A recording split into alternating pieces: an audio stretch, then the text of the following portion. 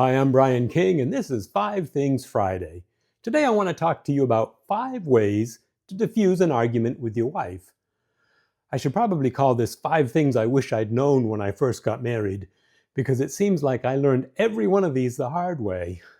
And I think part of the problem is, as men, we're kind of set up by our culture. We're told that anger is a great tool and that it's something you should be able to use to fix things. Well, it doesn't work that way. In the movies, the main character gets angry and that's when his talents come out. That's when he becomes quick-witted and he does all this stuff because he's angry. Don't make me mad. I might save the world or something. Well, in essence, anger really is a tool, but the problem is it's a sledgehammer. And the only thing it's good for is breaking things. And when it comes to your marriage, there's really nothing in your marriage. There's no part of your marriage that you really want to permanently break. And that's the problem we get into. So we need to realize that, since anger is not a tool that we want to use in our marriage, that we should find ways to diffuse arguments so we never really get to that anger point where we're not in control, because it doesn't make the best come out. As a matter of fact, it makes the worst of you come out. So we want to avoid that. Well, how? First thing I wish I'd known was you can call a timeout. I didn't know that. I always thought, you had to fight until it was over and, best man wins. Well, no.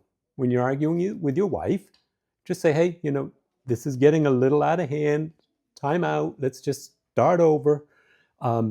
Let's take 30 minutes and, kind of calm down and think about it. Now, I got the reverse of this wrong because I thought, well, okay, yeah, let's just stop talking about this and then we won't argue. That's called stonewalling.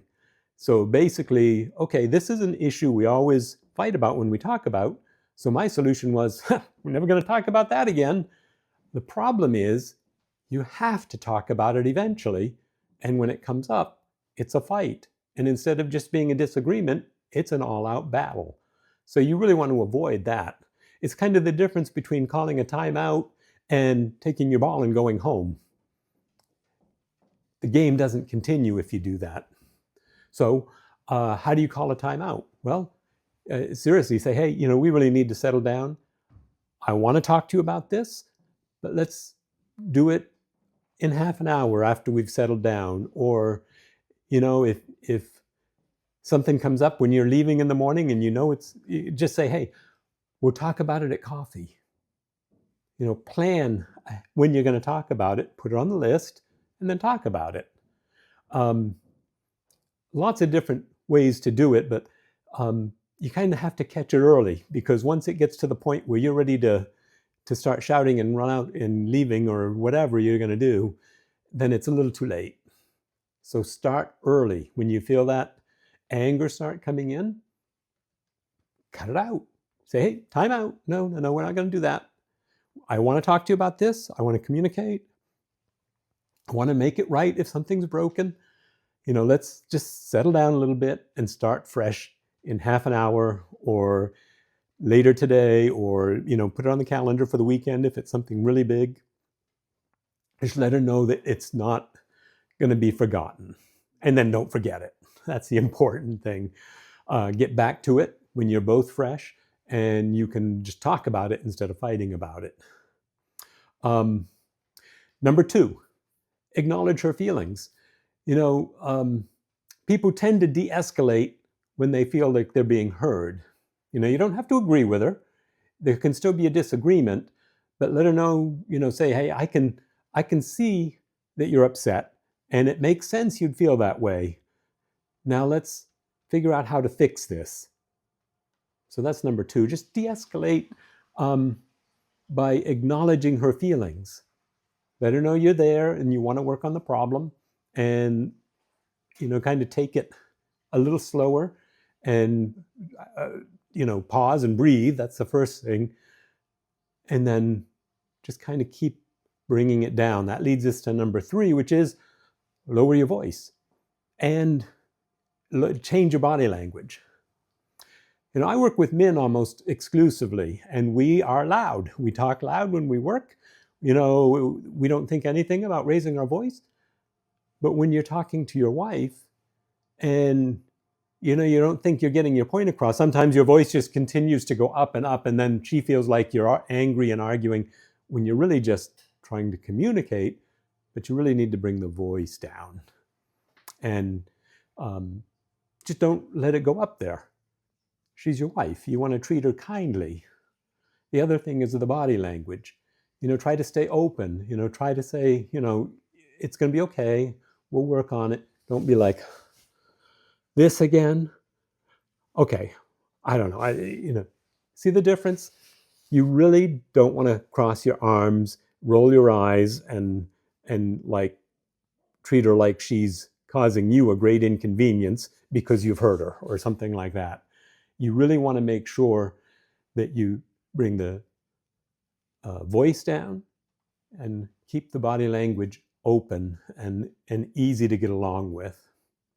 Number 4, this is one I had to learn and it works really great. I would tend to debate when we get into, and I would ask like 10 questions, bang, bang, bang, bang, bang, and they'd all be like debate questions that I knew she didn't have the answer for. And it's just like, no, don't hit her with 50 questions. Instead of debating, ask curious questions. You kind of shift from debate to curiosity. And that shows up in like, well, I hear you're angry, and I help me understand how did what is it that's bothering you, rather than, well, what did I do this time? See the difference? Help me understand. Let's talk about this, instead of just being an idiot and being and being no, that's not going to work. You really need to take the time to be curious about the problem. Okay, so tell me more. Give me more information. Help me see it from your point of view. Those are kind of curious questions, as opposed to the debate questions. It's like, well, why did you do that? And how come we have that? And what is, just change the voice, change the attitude. Try to figure out the problem. Say, we're working on this together. We'll figure it out. Which leads to number 5. Once you do figure it out, and part of the problem was yours, which I'm sure it was, it almost always is, it's like 50-50. Sometimes I'm half right. It doesn't matter. Who's right and wrong doesn't matter. The problem is getting it fixed. And part of the way to get it fixed is you need to take responsibility of, where you can. Owning your part, it lowers her need to defend herself, and it inspires her to meet you halfway. Say, you're right, I shouldn't have said that. I didn't mean to hurt you. And then stop. Don't put a but there. Because as soon as you put a but, you basically erased everything you just said, and it's not going to be helpful. So, I shouldn't have said that. I didn't mean to hurt you. You can say you're sorry at that point, but don't say, but I wouldn't have if you did this. No, that's not going to help.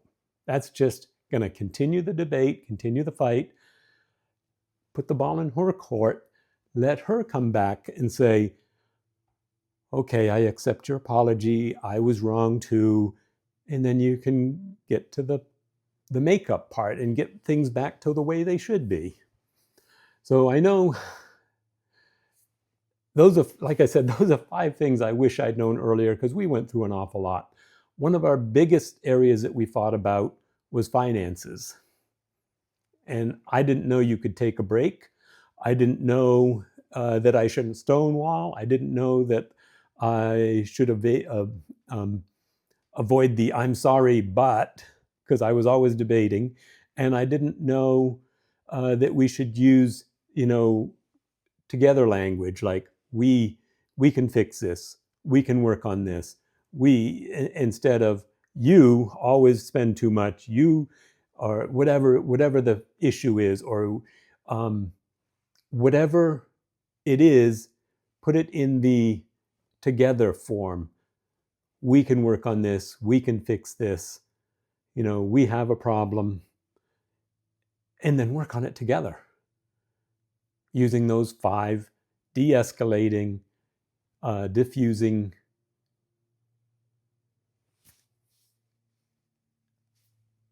pause, take a breath, like I just did, acknowledge your feelings, lower your voice and your body language, ask curious and not defensive questions, and take responsibility. There you go. 5 ways to de-escalate and get back to making up and having fun. Hope you have a great weekend. That's it for today's 5 Things Friday. Hope this helped, and we will see you next time. Thanks for listening.